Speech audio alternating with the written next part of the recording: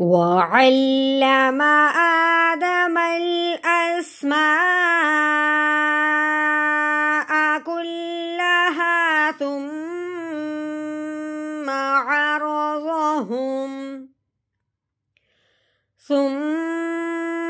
عرضهم على الملائكة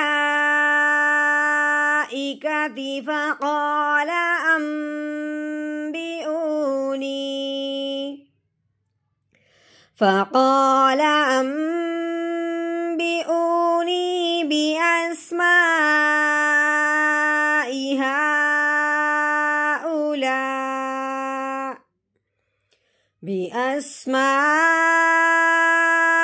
هؤلاء